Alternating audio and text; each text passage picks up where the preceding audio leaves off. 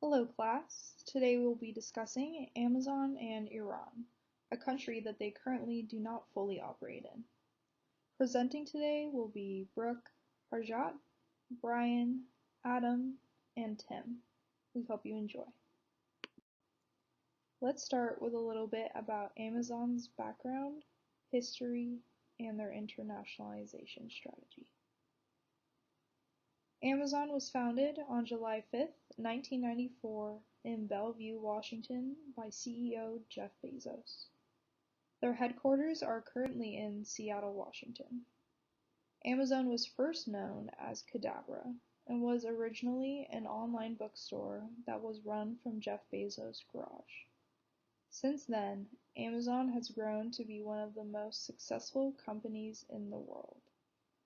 They currently have 175 operating fulfillment centers, 84 sortation centers, 105 Prime Now hubs, and 165 delivery stations in the US alone. Just during the year of 2020, Amazon has invested $167 billion into US infrastructure and compensation to employees. Since 2010, Amazon has made more than $530 billion in investments. Thanks to Amazon's investments, they have contributed $499 billion to US GDP since 2010. As of today, they currently have 3.8 million jobs supported by Amazon. Amazon's internationalization strategy is focused on diversification and by allowing third parties to sell on their platform. Out of the 3.8 million jobs supported by Amazon, 1.1 million of those jobs are from small and medium-sized businesses selling on Amazon. This strategy makes their product base infinite. People from different areas can sell all sorts of different products that tend to the specific needs of people and cultures all over the world. Okay, for background and history continued, for the first bullet point, we talked about they were aiming to be the largest book retailers for people all over the world. So right here, if you know, like Amazon started as a book company in the first place. So before they became like a company that could sell like a lot of other products, they were actually a book company, and the whole main goal was try to be the largest book retailers around the whole world, and they could try to sell as many books as they can. They wanted to make a name for themselves. And in the first year, like on the second bullet point, in the first year of operating, they earned about $15.7 million in revenue. So they did a great amount of numbers in the first year, considering it was like a new company and like the first year of operation. And they made a decent amount of money. Let's say, for example, they made $15.7 million in just revenue, and that's like a lot for a company that just is the first year of operations. And then in 1997, they went public with this company. So like in 1997, most other people and most other companies actually knew about Amazon because they went public. Their IPO raised 54 million that year, which is insane because like that's a lot of numbers, you know. And then for the third bullet point, they passed 1 million orders that year. So this is a great deal for them because 1 million orders is not pretty easy, you know, and that's a lot for a company like Amazon, for example. And 1 million orders could like really change the company in a good way because like they could see they're doing really successful, and like they could see, oh, look, this is the people, or like this is what the consumers want. They could like specifically put like those products out that match the consumer needs. And having 1 million orders just in 1 year, just insane, you know. And then for the fourth bullet point, the following year they start to diversify their product categories. So like I talked about earlier, they wanted to do what the consumers wanted. So like they talked about like instead of having just books to sell, they wanted to like kind of diversify the products, meaning like they wanted to sell other type of products. Like for example, they could sell like anything really besides books, you know, or whatever the consumers want in the moment, meaning like the trend wise. So like Amazon could have like more categories of products like online, not just books and like not just what the consumers want because consumers not just want books or they don't want like a specific product. So like they could have like other available options too, meaning like they could help make the company better too and help the revenue even more. And it's just overall a great better thing to have like diversification. And for the fifth bullet point, I talked about like before the turn of the century, they shipped to 150 countries. So before anything, they actually were already shipping to 150 countries, which is a lot considering Amazon like started as a book selling company and then they further had like more products. And it's just crazy because like 150 countries is a lot of countries, to sell to and ship to. And I know, for example, like Iran, they do have a lot of shipping cost. So, it's just crazy because like not just Iran, but there's a lot of other countries that are being available or like that are available to Amazon or Amazon has available to the consumers. So that's great to see. And then sixth bullet point, I talked about the first profitable year was 2003. So this is when they made the most amount of money or the most profit like early on because they started in 1994 and then so like let's say for I think this is about like 9 years later they made the most profit. And around this time or by this time individual sellers could actually sell on this website. So it wasn't just like Amazon selling. So most people who are like just like people like individuals like us, like we could even go on the website and sell our products too and just help make it like more diverse. And lastly, they became the world's most valuable retailers in 2015. So in 2015, Amazon became the most valuable retailers, and by this time, they already have like acquired most several companies. There's a lot of companies that go in with Amazon, so it's just cool to see how Amazon started like in the late times as like a book company, and now they have like a bigger line of products, a bigger line of like other companies that are involved in Amazon itself, and seeing where they came from, their background and history is just all the way up to this point is just it's just a great thing to see, and then they made the most profit, and yeah. Now, let's briefly look at their mission statement and values. Amazon is guided by four principles: customer obsession rather than competitor focus, passion for invention, commitment to operational excellence, and long-term thinking. Amazon strives to be Earth's most customer-centric company, Earth's best employer, and Earth's safest place to work.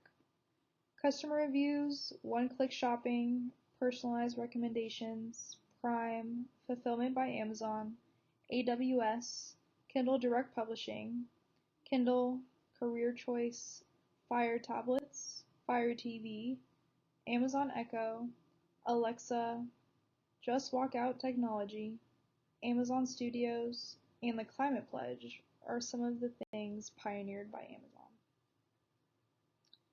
So we can definitely agree that they are focused on customer obsession. And we know this because people are in love with Amazon Prime and their 2-day delivery system. At this point, Amazon has no real competition with online stores. They are reliable and reasonably priced. Whenever you need something fast or can't find it in a physical store, Amazon is a great solution because they have basically everything you could think of. Amazon has definitely stuck to long-term thinking. They now have Amazon Studios creating films and TV shows, which just adds to the value of having Amazon Prime.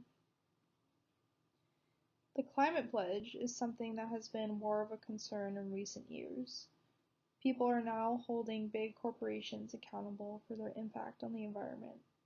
They want to reach net zero carbon emissions by 2040, which is 10 years ahead of the Paris Climate Agreement. Amazon is on track to be powering their operations with 100% renewable energy by 2025, which is actually 5 years ahead of their original goal. They recently opened the Climate Pledge Arena, which is the world's first ever net zero carbon certified arena located in Seattle, Washington. This arena set the tone for the future and shows that you can still have successful businesses and big events without doing so much damage to the environment. As Amazon has grown, obviously their mission and values have changed, but their long-term thinking is working out for them, and it's also working out for all of their loyal customers.